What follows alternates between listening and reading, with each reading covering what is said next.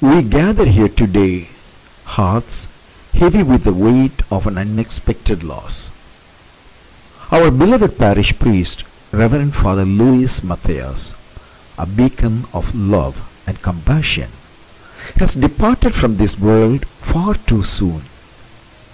None of us could have foreseen this moment, when the man who carried so much pain and agony within him chose to leave us. He wore his burdens with grace, shielding us from the darkness he faced, demonstrating a strength that often masked his suffering. Today, as we mourn his absence, we must also celebrate his spirit, which remains woven into the fabric of our community.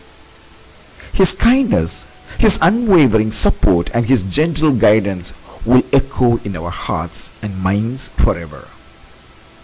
Though he is no longer with us physically, let us honor his memory by sharing the love he so freely gave. In our unity, we find solace, and in our remembrance, he lives on.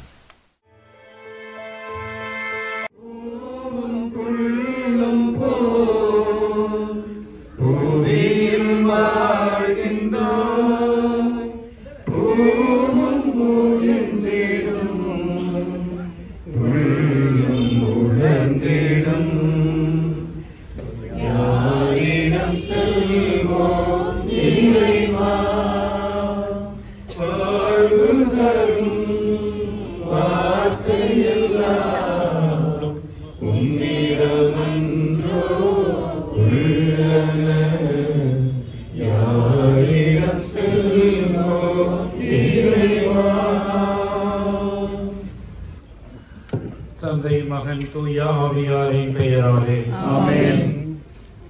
ஆண்டவராகிய இயேசு கிறிஸ்துவே, நீர் கல்லறையில் 3 நாள் துயில் கொண்டதா உம்மீது நம்பிக்கை கொண்ட அனைவரின் கல்லறைகளையும் அர்ச்சித்திருக்கின்றேன்.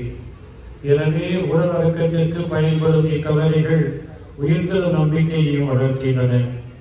நீர் உம் அடியாரை உயிர்ப்பித்து இவருக்கு பேரொளி தரும் அந்த நாள் வரை இவர் இக்கல்லறையில் அமைதியுடன் துயில் கொண்டு இளைப்பாற செய்தருளுவீராக.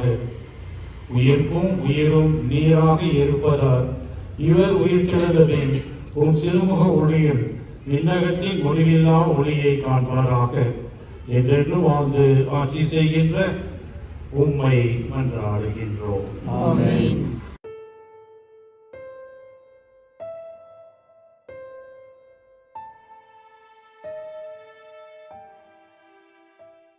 ஆண்டவரே, உமது திருவுளப்படி வாழ்ந்து இறந்த உம் அடியார் தம் தீய செயல்களுக்கு தண்டனை பெறாதபடி இரக்கம் காட்டியருளும்.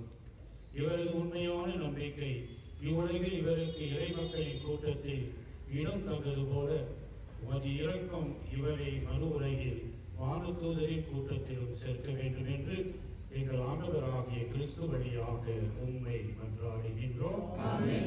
ஆண்டவரே, நித்திய இறைப்பாக்கியை இவருக்கு அளித்தருளும்.